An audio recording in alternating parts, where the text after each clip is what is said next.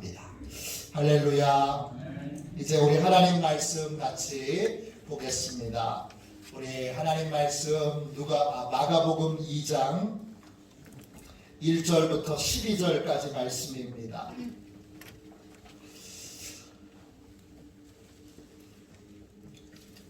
마가복음 2장 1절부터 12절까지 말씀입니다. 신약 성경책 55쪽 되겠습니다. 마가복음 2장 1절부터 12절까지 말씀 같은 목소리로 함께 우리 읽도록 하겠습니다.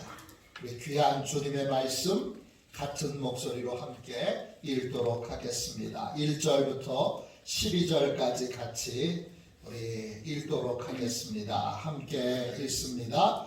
수일 후에 예수께서 다시 가버나움에 들어가시니 집에 계시다는 소문이 들린지라 많은 사람이 모여서 문 앞까지도 들어설 자리가 없게 되었는데 예수께서 그들에게 도를 말씀하시더니 사람들이 한 중풍병자를 네 사람에게 메워 가지고 예수께로 올세 무리들 때문에 예수께 데려갈 수 없으므로 그 계신 곳에 지붕을 뜯어 구멍을 내고 중풍병자가 누운 상을 달아 내리니 예수께서 그들의 믿음을 보시고 중풍병자에게 이르시되 작은 자야 내 죄사함을 받았느니라 하시니 어떤 서기관들이 거기 앉아서 마음에 생각하기를 이 사람이 어찌 이렇게 말하는가 신성모독이로다 오직 하나님 한 분 외에는 누가 능히 죄를 사하겠느냐. 그들이 속으로 이렇게 생각하는 줄을 예수께서 곧 중심에 아시고 이르시되 어찌하여 이것을 마음에 생각하느냐.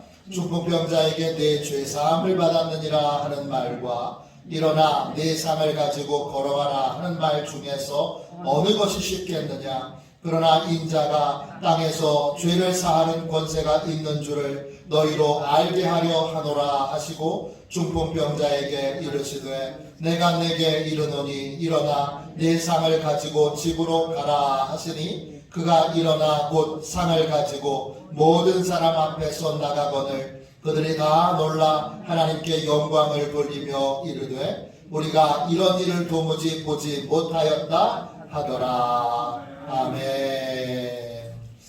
할렐루야. 이제 다 저를 보십시오. 우리 2층에서 예배드리는 귀한 성도님들, 또 3층에서 함께 예배하는 귀한 성도님들, 한 주간 동안 잘 지내셨지요? 오늘은 예수님의 권세 이런 제목으로 말씀을 나누겠습니다.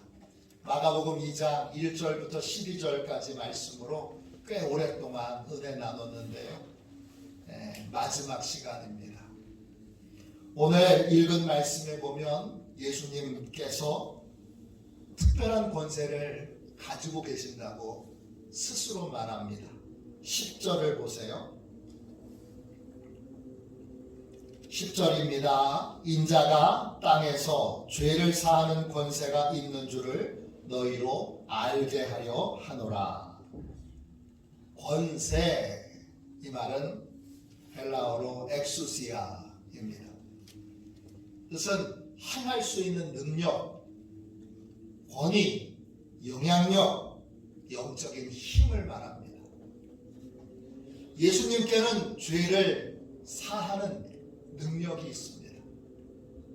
예수님께는 죄를 사하는 힘이 있습니다. 예수님께서는 이 권세를 모든 사람들이 다 알기를 원하십니다. 여러분은 어떠십니까? 예수님의 권세를 정확하게 아십니까? 예수님의 권세로 죄 사함을 받으셨습니까? 죄 사함 받는 것이 왜 중요합니까? 오늘은 예수님이 가지신 권세가 무엇이고 왜 그 권세를 예수님이 하늘이 아닌 땅에서 사용해야 하는지 오늘 10절에 땅에서 죄를 사하는 권세가 있는 줄을 너희로 알게 하려 하노라 그러셨는데, 왜 하늘이 아닌 땅에서 죄 사하는 권세를 사용하셔야 했는지 함께 살펴봄으로 은혜를 받겠습니다. 할렐루야. 이 말씀으로 모든 성도들이 죄 사함의 확신을 얻게 되기를 주님의 이름으로 축원합니다. 예수님의 권세는 무엇입니까? 두 가지를 나누려고 하는데요. 첫 번째, 예수님의 권세는 죄 사함을 얻게 하는 권세입니다. 죄 사함이란 무엇입니까? 예수님께서 중풍병자의 믿음을 보시고 중풍병자에게 이렇게 말씀하셨습니다. 5절 보세요. 작은 자야, 내 죄 사함을 받았느니라. 이 말씀을 듣고 서기관들이 속으로 이렇게 생각합니다. 7절입니다. 신성모독이로다. 오직 하나님 한 분 외에는 누가 능히 죄를 사하겠느냐.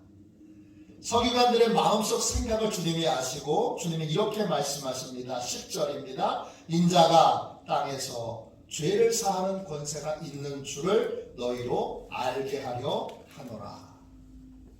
죄를 사한다. 죄 사함을 받는다. 여기서 사한다, 사함을 받는다, 이 말은 다 같은 단어예요. 헬라어로 아페에미예요. 뜻은 멀리 떠나보낸다, 풀어준다, 떠나다, 버리다, 이런 뜻이에요. 죄 사함을 받는다는 건 단순하게 그냥 용서받는 것이 아니라 죄의 속박에서 벗어나는 것입니다. 죄에게 종노릇하는 삶에서 죄의 감옥에 갇혀있던 삶이 이제 그 죄의 감옥에서 풀려나는 것입니다. 죄를 지으면 그냥 죄를 짓는 거지 이렇게 생각하지만 성경은 죄를 짓는 것을 그렇게 단순하게 우리에게 말하고 있지 않습니다. 죄를 지으면 우리는 죄의 노예가 됩니다. 요한복음 8장 34절입니다. 죄를 범하는 자마다 죄의 종이라. 죄의 유혹에 넘어가서 죄를 지으면 그건 죄에게 나를 팔아버리는 행동이 되는 것입니다. 죄를 짓는 그 순간부터 나는 더 이상 자유인이 아닙니다. 나는 죄의 노예입니다. 그래서 죄의 노예는 하나님께 자발적으로 나아갈 수 없습니다. 스스로 죄의 노예는 아무리 노력해도 그 죄에서 풀려날 수가 없습니다. 로마서 6장 16절입니다. 너희 자신을 종으로 내주어 누구에게 순종하든지 그 순종함을 받는 자의 종이 되는 줄 너희가 알지 못하느냐. 혹은 죄의 종으로 사망에 이르고 혹은 순종의 종으로 의에 이르느니라. 죄에게 순종하면 죄의 종이 됩니다. 죄의 종은 종이 되는 그 순간부터 아무리 노력해도 풀려날 수 없습니다. 죄의 결과는 사망입니다. 멸망입니다. 심판입니다. 지옥입니다. 죄의 종들은, 죄의 노예들은 죄에게 종노릇 하다가 결국 사망에 이르게 됩니다. 다른 길이 없습니다. 피할 길도 없습니다.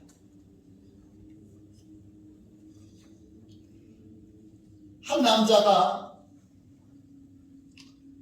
젊은 아내를 두고 중동으로 돈을 벌러 갔습니다. 그는 피땀 흘려 번 돈을 꼬박꼬박 아내에게 붙여주면서 늘 당부의 편지를 보냈습니다. 여보, 이 돈 꼭 은행에 저축해 주세요. 힘들지만 몇 년만 참고 견딥시다. 우리도 한번 잘 살아봅시다. 젊은 아내는 남편이 보내준 돈으로 이자 놀이도 하고 주식 투자도 해서 큰 돈을 벌게 됩니다. 큰 돈이 생기자 여러 남자들이 젊은 아내를 유혹합니다.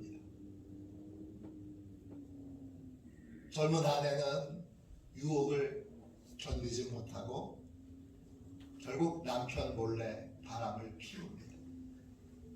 그러다가 사기를 당하고 가진 돈을 전부 다 잃어버리게 됩니다. 그러던 어느 날 남편으로부터 편지가 한 통 도착했습니다. 편지를 열어보니 남편의 눈물 자국이 있는 편지입니다. 여보, 드디어 고국으로 돌아가게 됐어요.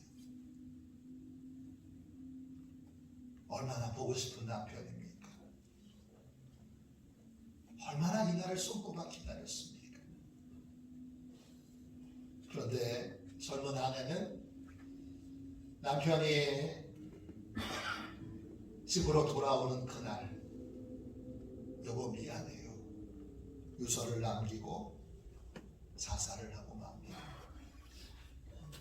죄의 유혹에 넘어가니까 그렇게 보고 싶고 사랑했던 남편이 돌아오던 날이 천국의 날이 아니라 지옥의 날입니다. 심판의 날입니다. 그녀는 부끄럽고 또 너무 두려워서 결국 목숨을 끊고 말았습니다. 죄에게 종노릇하는 인생의 끝은 결국 사망이고 멸망이고 지옥입니다. 죄를 지은 모든 사람은 결국 하나님의 심판을 받고 지옥에 갈 수밖에 없습니다. 죄사함을 받는다는 건 무엇입니까? 이 종노릇하는 삶에서 해방되는 것입니다. 벗어나게 되는 것입니다. 지옥에 갈 수밖에 없는 운명의 사슬에서 운명의 사슬을 끊고 새로운 인생을 살 수 있게 되는 것입니다. 그럼 죄사함을 어떻게 받을 수 있습니까? 죄사함을 받으려면 반드시 값을 치러야 합니다. 다른 말로 죄의 형벌을 받아야 합니다. 그래서 예수님께서 이 땅에 오신 것입니다. 죄 없으신 예수님께서 내 대신 죄값을 치르기 위해 이 땅에 오신 것입니다. 서기관들은 오직 하늘에 계신 하나님께만 죄 사함을 줄 수 있는 권세가 있다, 이렇게 믿었습니다. 그런데 하나님께서 여러분 하늘에만 계신다면, 하나님이 하늘에만 계신다면 우리에게 온전한 죄사함을 주실 수 없습니다. 하늘에 계신 하나님이 인간에게 내가 너를 용서한다 이렇게 선포하시는 건 진짜 용서가 아니라, 진짜 죄사함이 아니라 한 번 더 기회를 주시는 겁니다. 한 번 더 정신 차리고 새로운 삶을 살도록 기회를 주시는 것뿐은 이미 지은 죄에 대하여는 어떤 일도 하실 수 없습니다. 그래서 하나님이 인간이 되신 것입니다. 인간이 되신 하나님, 그분이 바로 예수님이시고, 그래서 예수님은 인간이시지만 죄가 없으신 분이십니다. 죄 없으신 예수님께서 땅에서, 바로 이 땅에서 내 죄를 대신해서 죄값을 치르셔야 합니다. 그래야 내가 죄의 종에서 해방될 수 있습니다. 로마서 3장 24절입니다. 그리스도 예수 안에 있는 속량으로 말미암아 하나님의 은혜로 값없이 의롭다 하심을 얻은 자 되었느니라. 그렇습니다. 우리가 죄에서 자유를 얻을 수 있는 길은 속량의 은혜를 입는 길 뿐입니다. 속량, 이 말은 헬라어로 아포르트 로시스예요. 아포르트 로시스, 이 말은 값을 주고 풀려나는 거예요.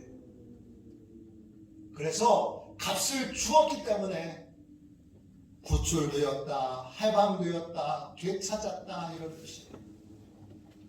예수님의 권세는 죄를 사하는 권세입니다. 이 권세는 하늘이 아닌 땅에서 사용해야 하는 권세입니다. 이 땅에서 내 대신 죄값을 지불하는 권세, 그것이 바로 여러분 죄사함의 권세입니다. 예수님은 이 일을 위해 이 땅에 오셨습니다. 예수님은 이 일을 위해 이 땅에서 십자가를 지셨습니다. 예수님은 이 일을 위해 이 땅에서 내 죄를 대신해서 죽으셨습니다. 그 결과 내가 죄에서 종노릇한 삶에서 자유를 얻을 수 있게 된 것입니다. 저와 여러분이 그 죄사함의 권세, 땅에서 주님이 행하신 이 죄사함의 권세로 이제 죄에서 자유케 되었고 죄의 형벌로부터 자유케 된 것입니다. 할렐루야. 예수님의 권세는 무엇입니까? 둘째, 예수님의 권세는 사랑의 권세입니다. 예수님의 권세는 세상의 권세와 다릅니다. 누가복음 22장 25절부터 27절까지 말씀입니다. 스크린에 있습니다. 예수께서 이르시되 이방인의 임금들은 그들을 주관하며 그 집권자들은 은인이라 칭함을 받으나 너희는 그렇지 않을지니 너희 중에 큰 자는 젊은 자와 같고 다스리는 자는 섬기는 자와 같을지니라. 앉아서 먹는 자가 크냐 섬기는 자가 크냐, 앉아서 먹는 자가 아니냐. 그러나 나는 섬기는 자로 너희 중에 있노라. 세상 권세는 어떻습니까? 세상 권세는 명령합니다. 군림합니다. 섬김을 받습니다. 그러나 예수님의 권세는 다릅니다. 예수님의 권세는 섬기는 권세입니다. 세상 임금은 명령하고 군림하고 섬김을 받지만 나는 섬기는 자로 너희 중에 있노라. 주님이 말씀하셨습니다. 예수님은 예수님이 가지신 힘, 예수님이 가지신 능력, 예수님이 가지신 지혜를 연약한 우리를 섬기는 데 사용하고 계십니다. 그 섬김의 하이라이트가 십자가입니다. 주님은 우리를 섬기기 위해 자신의 생명을 아끼지 않고 내어주셨습니다. 요한복음 10장 18절에 이를 내게서 빼앗은 자가 있는 것이 아니라 내가 스스로 버리노라. 나는 버릴 권세도 있고 다시 얻을 권세도 있으니 이 계명은 내 아버지에게서 받았노라. 예수님께서 우리를 섬기기 위해 스스로 자발적으로 자기의 생명을 내어주셨습니다. 아무도 예수님께 내 대신 죽어주세요 그렇게 요청하지 못했습니다. 무슨 염치로 우리가 그런 요청을 할 수 있겠습니까? 아무도 예수님에게 내 대신 좀 죽어주세요, 내 대신 벌 좀 받아주세요, 내 대신 십자가에 못 박혀 죽어주세요, 어느 누가 무슨 염치로 그렇게 예수님께 요청할 수 있겠습니까? 그런데 주님은 아무도 요청하지 않았던 그 십자가의 길을 오직 하나, 나를 사랑하셔서 나를 불쌍히 여기셔서 나를 위해서 스스로 자기의 생명을 십자가에 내어주신 것입니다.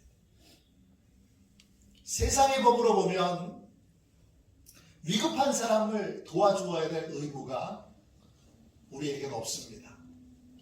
1920년대 후반 매사추세츠 주에서 이런 재판이 있었습니다. 한 남자가 부둣가를 걷다가 로프에 걸려서 차갑고 깊은 바다에 풍덩 빠져버립니다. 근데 안타깝게도 이 남자는 수영을 할 줄 모릅니다. 더 안타까운 건 이 남자는 물 위에 이렇게 발버둥쳐서 떠 있는 것도 모릅니다. 살려달라고 큰 소리로 절규를 합니다. 그런데 바로 그때 이 절규하는 이 바다에 빠진 사람이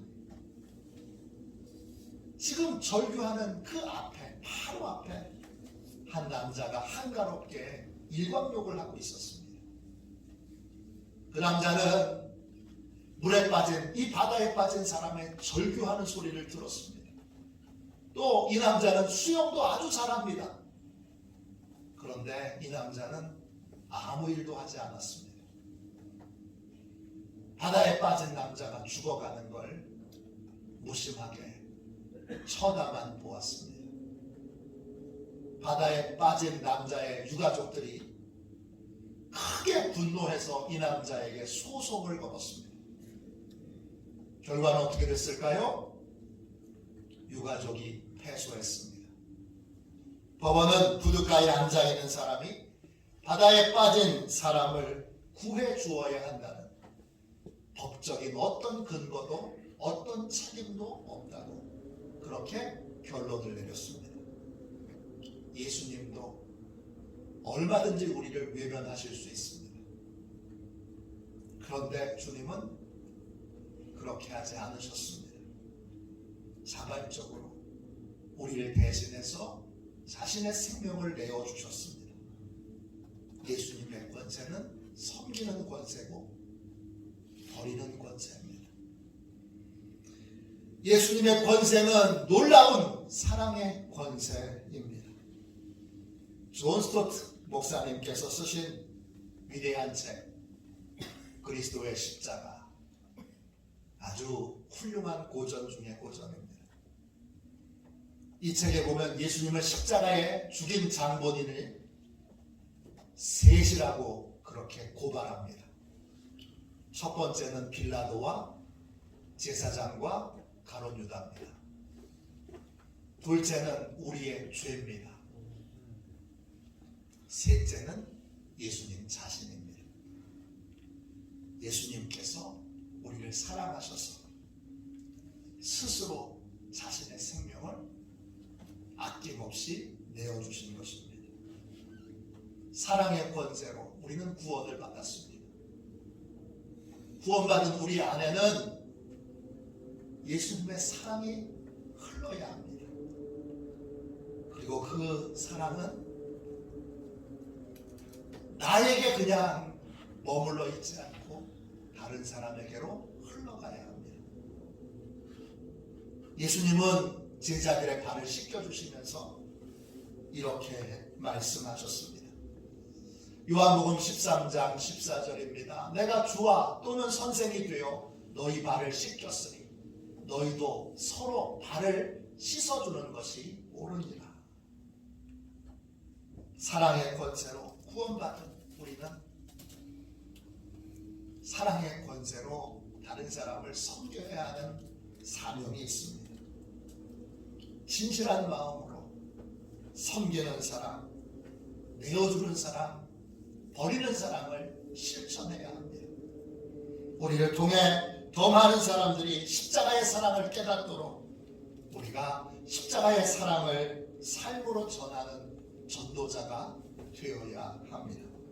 고 장영희 교수님이 쓰신 책 가운데 이 아침 축복처럼 꽃비가, 이 책에는 미국 여류 소설가인 앤 타일러의 소설 바너비 이야기가 소개되어 있습니다. 주인공 바너비는 명문가 출신이지만 낙오자가 되어 심부름센터 직원으로 일하고 있습니다. 어느 날 그는 가문의 전통을 떠올립니다. 그 전통은 자신의 인생에서 만난 천사들에 대해 기록을 남기는 것입니다. 그는 막연히 자신도 천사를 만나고 싶다고 그렇게 소망을 품게 됩니다. 그러던 어느 날 그런 기차역에서 소피아라고 하는 여성을 만납니다. 6살 연상의 은행 여직원이었습니다. 소피아는 바너비의 인생의 천사가 되어줍니다. 장영희 교수는 이 소설을 쓴 앤 타일러와 인터뷰를 하게 됩니다. 장영희 교수가 앤 타일러에게 이런 농담을 합니다.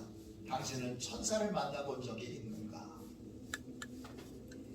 장영희 교수는 앤 타일러가 그건 단순히 소설적 이야기입니다, 이렇게 웃어 넘길 줄 알았습니다. 그런데 타일러는 정색을 하고 이렇게 대답을 했습니다. 이제껏 살아오면서 저는 수많은 천사들을 만났습니다.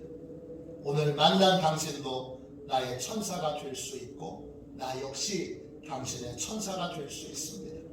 우리 모두 서로에게 천사가 될 수 있습니다. 장영희 교수는 그날 타일러의 이 말을 평생 잊을 수 없었다고 그렇게 회고합니다. 그렇습니다.